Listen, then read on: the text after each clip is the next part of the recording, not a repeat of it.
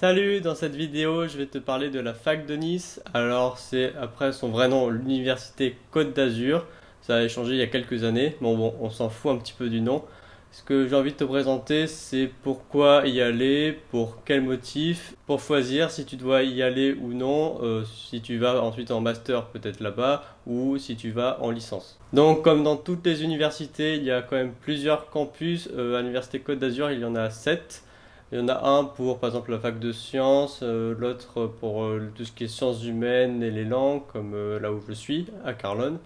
Il y a un autre campus pour tout ce qui est plutôt les sciences de l'ingénieur, un autre campus pour le droit, un autre campus pour STAPS, ou encore un autre campus pour les sciences économiques, et évidemment aussi la fac de médecine.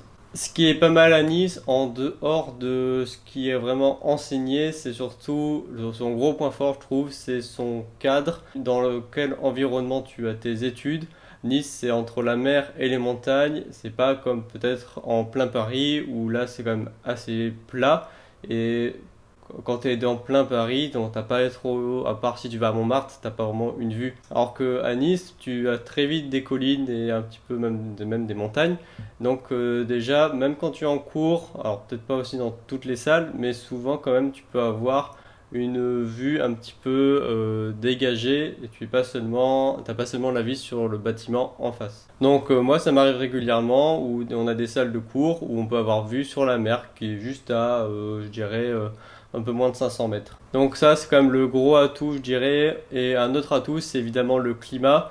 Nice a s'est développé grâce surtout la promenade des Anglais, donc avec les Anglais qui sont venus au 19e siècle, parce que justement le climat est très agréable et l'hiver arrive assez tard. Et même l'hiver, il fait jamais très froid, il ne gèle jamais, même en dessous de 5 degrés, la nuit c'est quand même assez rare. Et la journée en dessous de 10, c'est quand même c'est assez rare quand même. Souvent on est autour des 12-13 degrés, je pense. Et après, ça peut monter bien plus évidemment lorsqu'il y a des journées qui sont assez chaudes. Donc c'est vraiment son cadre de la ville de Nice qui est assez intéressant, je trouve, parce que même en septembre, il fait encore très chaud. Même en octobre, la mer elle est encore chaude, donc clairement tu peux te baigner jusqu'en octobre, il n'y a pas de souci. Et après, même tu as la montagne, donc que ce soit en hiver, là tu as toutes les stations de ski, de sport d'hiver, et tu as justement des sorties avec l'université pardon, qui est proposée, et pour 25 euros, eh bien tu as la journée en ski.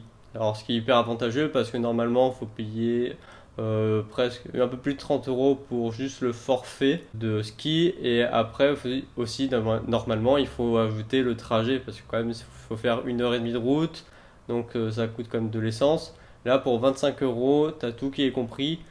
La location de matériel, je suis pas certain, je crois que non. Mais si t'as déjà ton matos, bah pour 25 euros, tu peux faire une journée au ski. Après, pareil, t'as des bus, alors qui sont pour 1,50 €. Tu peux aller par exemple justement à la station de ski, pas en pleine saison justement en pleine saison hivernale, parce que là ils sont, je crois, à 8 euros. Mais sinon pour 3 euros du coup pour l'aller-retour, tu peux aller à une station de ski, par exemple Oron ou Isola 2000, et tu peux passer une journée là-bas. C'est ce que j'ai fait, c'était en fin d'automne, donc les couleurs des mélèzes étaient quand même magnifiques, et tu peux prendre le car. Moi j'avais le pass pour annuel, donc c'était même gratuit entre guillemets, et donc tu prends le car, on t'a eu presque 2 heures de route quand même à l'aller, plus 2 heures de route au retour, mais après donc tu peux passer la journée à la montagne comme ça. Et là, tu es évidemment totalement dépaysé, il y a quasiment personne et tu es vraiment dans un autre milieu totalement. À Nice, tu passes quand même très vite de la ville avec pas mal de monde à quand même la montagne avec beaucoup moins de monde. Donc quand tu es à Nice dans la ville, t'as pas non plus trop l'impression d'être peut-être piégé dans une ville, parce que tu vois très bien que tu as des issues.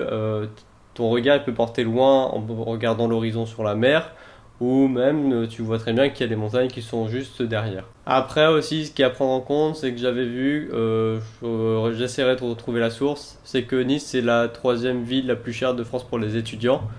Donc, alors après, c'est pas non plus comme à Paris, je pense, notamment au niveau du logement. Souvent, ce qui tourne, c'est à peu près 500 euros par mois pour un logement, par personne, hein. Donc, si vous êtes deux, souvent, vous trouverez un logement euh, autour de 900 000 € par mois. Après, il y a toujours un peu des exceptions si tu es en couple et que tu veux prendre juste un studio qui est à 600 € par mois, enfin un grand studio plutôt, bah, tu peux trouver aussi. Après, au niveau des campus, ils ont refait des travaux là ces dernières années, enfin surtout l'année dernière. Donc, alors pas sur tous les campus évidemment, mais déjà le campus au niveau des sciences de l'ingénieur, j'y étais donc lorsque j'avais fait ma première année en école d'ingénieur, et c'est des bâtiments qui sont pas très vieux et qui sont vraiment en bon état. À l'inverse, après, par exemple, à la fac où je suis actuellement, c'est le campus Carlone, où ils l'ont rénové, mais quand même, c'est un peu vieillot, c'est pas très.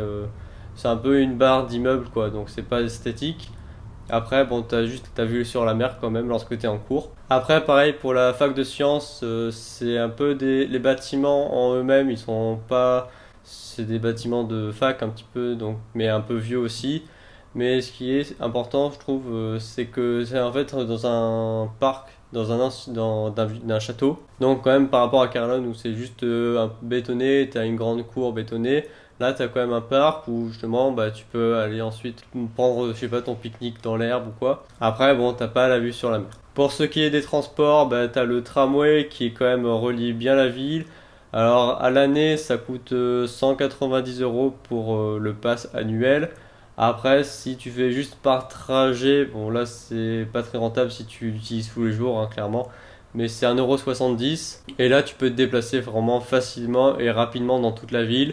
Tu as trois lignes suivant où tu es. Tu en as un qui fait axe ouest-est, un qui fait nord-sud, enfin un petit peu en U. Donc, tu vois, il fait nord-sud, sud-nord. Et après, il y en a un autre qui est juste pour la partie de la vallée du Var, c'est le fleuve qui coule et qui, pareil, qui fait l'axe nord-sud, mais qui est seulement pour les zones industrielles et aussi le campus de Staps. Après, pareil, la ville est bien reliée par les bus. Le tarif, c'est le même que le tramway parce que c'est le réseau ligne d'Azur, comme ils appellent, où c'est tout un réseau où justement, quand tu achètes le pass, que ce soit mensuel ou annuel, bien après tu es tranquille pour tous les bus et pour tous les tramways. Après, comme dans toutes les grandes villes de France, si tu habites à l'extérieur de la ville, parce que tout le littoral donc côtier, c'est tout urbanisé avec que des villes. Si tu habites dans une de ces villes qui est à côté de Nice, si tu viens en voiture, faut quand même prévoir le temps parce que le problème justement de Nice, c'est que c'est coincé entre la mer et la montagne.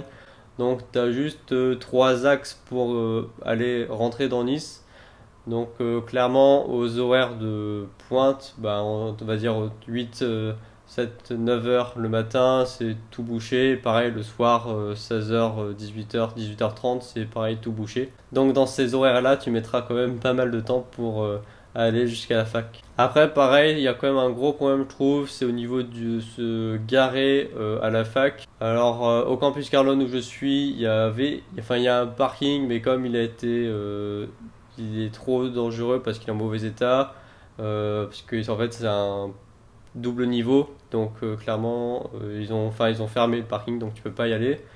Donc pour trouver des places, c'est juste bah, sur le long de la route, les places normales on pourrait dire, mais c'est très souvent jour complet, donc tu es un peu obligé de te garer parfois sur le trottoir ou sur le bord de la route, enfin pas sur des vraies places. Et donc des fois tu peux revenir et avoir un PV sur ta voiture. J'ai pris l'exemple de Carlone, mais je crois que pour tous les campus à peu près qui sont vraiment dans Nice, c'est un peu le même problème. Après, en général, Nice c'est quand même une ville sympa. C'est pas une vraie ville étudiante comme on pourrait par exemple avoir à Montpellier, où là justement c'est vraiment, je trouve, une ville qui est assez étudiante avec une proportion d'étudiants par rapport à la population assez importante.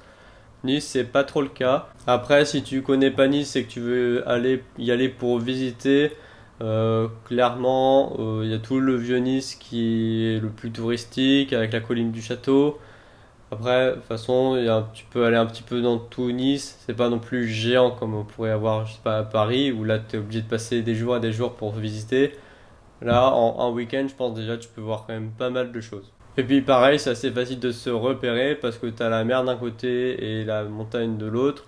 donc t'es jamais non plus totalement perdu. Voilà, c'est tout pour cette vidéo, j'espère qu'elle t'aura plu. Si tu viens à Nice, dis-moi aussi si t'as d'autres questions sur, je sais pas comment est la ville plus en détail ou quoi. Merci et à la prochaine.